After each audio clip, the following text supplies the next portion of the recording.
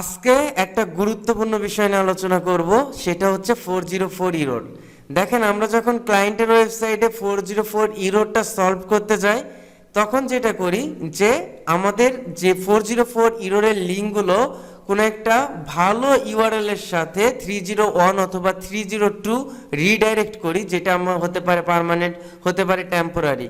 কিন্তু যদি একটা ক্লায়েন্টের ওয়েবসাইটে 1000, 2000, 3000, 5000 প্লাস 404 ইরোর থাকে অ্যান্ড সফট 404 ইরোর থাকে, তখন আমরা জাস্ট একটা ক্লিকের মাধ্যমেও কিন্তু 404 ইরোরগুলো সলভ করতে পারি। This is magically. আসলে 404 ইরোরটা সলভ করার সব থেকে উত্তম যে রুলসটা, সেটা হচ্ছে রিলেটেড কোনো পেজের ইউআরএল এর সাথে কানেক্ট করা। ইউআরএল এর সাথে যে কিওয়ার্ড গুলো আছে ওইটার সাথে রিলেটেড যে পেজ আছে ওইটা কানেক্ট করা। কিন্তু অনেক সময় দেখা যায় অনেক ক্লায়েন্ট আছে যে 2 দিন 3 দিনের মধ্যে আমাকে সমাধান করে দাও, বাট তার পেজ আছে 2000, 2500, 3000, 404 ইরোর, সফট 404। এরকম প্রবলেম কিন্তু অনেক ওয়েবসাইটে আপনি দেখবেন। সার্চ কনসোলে গিয়ে আমরা এটা দেখতে পাই, তাই না? এখানে কোনো সার্চ কনসোল অ্যাড আছে কিনা জানি না। আচ্ছা, তো এখানে আমরা যখন পেজে যাই, পেজে যাওয়ার পর কি হয়, 404 ইরোর যেটা, এটা যে নাই তা না, 60টা পেজ আছে। এই অ্যাফেক্টেড 7 পেজের মধ্যে যখন আমরা এই লিঙ্কগুলা যখন আমরা কি করি, আমরা এখানে আহ, আমরা চলে যাই, তখন page can not be reached, the page can not be found, 404 error, এই প্রবলেম গুলো শো করে। এইটা 60টা আছে। এইটা আমরা সরাসরি র্যাঙ্ক ম্যাথে গিয়ে, রিডাইরেকশনে গিয়ে আমরা কি করতে পারি, অ্যাড নিউতে গিয়ে আমরা source URL and destination URL এর মাধ্যমে আমরা এটা সলভ করতে পারি। বাট যখন এই প্রবলেমটা 5000, 6000, 7000 বা 1-2000 হবে, ওইটা প্রবলেম যদি আপনি রিডাইরেকশন করতে চান, আপনার 1 সপ্তাহ বা 2 সপ্তাহ সময় লাগবে। কারণ আপনি একদিনে বা 2 দিনে বা 3 দিনে 4 দিনে এটা পারবেন না। তো ক্লায়েন্টকে বোঝানোর দরকার যে এই জায়গায় 404 ইরোর যেন না থাকে, ওয়েবসাইটের এখানে যেন 404 ইরোর যেন না থাকে। এবং এইটা আমরা কিভাবে সমাধান করতে পারি, এইটা আমরা সমাধান করার জন্য যেটা আমাদের সব থেকে সহজ হয়ে, যে 5000, 6000, 7000 পেজ 404 ইরোর আছে, বাট এটা আমরা এক ক্লিকেই সমাধান করতে পারি। যে একটা ক্লায়েন্টের থেকে আপনি $100 বা $150 বা $200 নিচ্ছেন, আপনি এক ক্লিকে এটা সমাধান করতে পারেন। কেমন করে? আপনি এখানে যাওয়ার পর আমরা যেটা করব, যে আমাদেরকে একটা প্লাগ ইন ইউজ করতে হবে। সেটা হচ্ছে প্লাগ ইনে যাওয়ার পর অ্যাড নিউ প্লাগ ইনে যাবেন। অ্যাড নিউ প্লাগ ইনে যাওয়ার পর আপনি এই প্লাগ ইনটার নামটা হচ্ছে অল 404। এটা রেড চিহ্ন প্লাগ ইনটা, অনেক পপুলার একটা plug in. All 404 redirect to home page. আপনি যদি এটাকে আমরা অটো রিডাইরেক্ট বলি, যেটা সব থেকে সহজ ওয়েতে সমাধান করা। আমি আবারও বলতেছি, যদি আমি এসইও অ্যালগোরিদম মেনটেন করি, যদি সত্যিকারের অর্থে আমি সবকিছু চিন্তা ভাবনা করি, এইটা থেকে রিলেটেড লিঙ্ক করাটা better.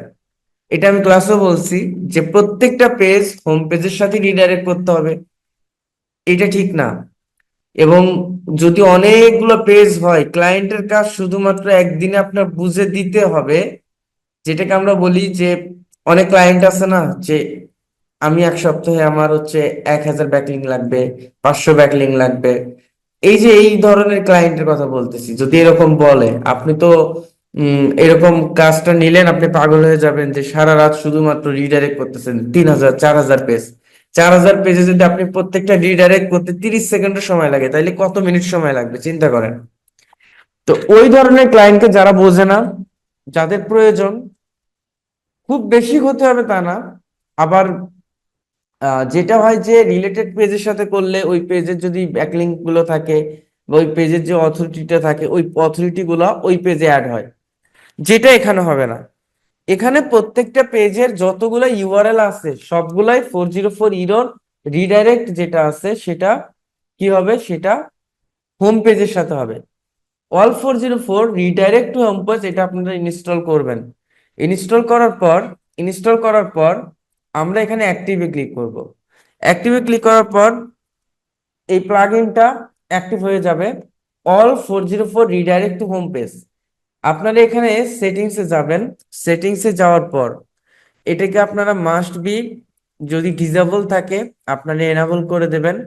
And redirect all 404 page to, এটা ইম্পর্টেন্ট। নট অনলি আপনি হোম পেজে করতে পারবেন, বাট আপনি কোন পেজের সাথে আপনি করবেন, যদি সবগুলাই করতে হয় অবশ্যই তো আপনি হোম পেজের সাথে করবেন, আপনি অন্য কোনো পেজের সাথে করবেন না রিডাইরেক্ট।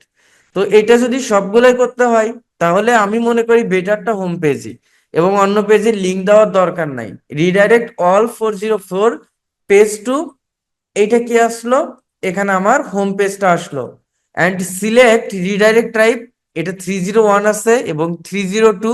301 আমি বলছিলাম যে পার্মানেন্ট রিডাইরেক্ট, এবং 302 এইটা টেম্পোরারি রিডাইরেক্ট। বোঝা গেছে? তো এটা আছে। তো avoid logging any media link, এটা ইয়েসই থাকবে। অ্যান্ড 404 ইমেজ, আপনার যদি ইমেজও থাকে সেক্ষেত্রে এটা আপাতত ডিজাবলই রাখবেন, ডিজাবলই, কারণ ইমেজের ব্যাপারটা হচ্ছে আলাদা। ওই জায়গায় আপনার এটা এনাবল করার প্রয়োজন নাই হোম পেজের সাথে। সো আমি এখানে আপডেট অপশনে আমরা ক্লিক করব। ক্লিক করলে এটা সেভ হয়ে যাবে। অ্যান্ড অপশন 404 ইউআরএল এ আমাদের এইটা এখন যদি 10,000, 20,000, 30,000 পেজও থাকে, সেক্ষেত্রে আমাদের যে অ্যাফেক্টেড যতগুলো 404 ইরোর বা সফট 404 ইরোরের যতগুলা পেজ আছে, যেগুলো পেজ নট ফাউন্ড, যেটা আমরা খুঁজে পাইছি, এটা আমরা দেখেন প্রত্যেকটা পেজের ইউআরএল 404 ইরোরটা সমাধান হয়ে গেছে। এটা সমাধান হয়ে গেছে। আমরা সরাসরি এটা কি করতেছি, এটা রিডাইরেক্ট করে কোথায় নিয়ে যাচ্ছে, এটা রিডাইরেক্ট করে হোম পেজে নিয়ে যাচ্ছে। বোঝা গেছে বিষয়টা? আপনারা বুঝছেন এটা?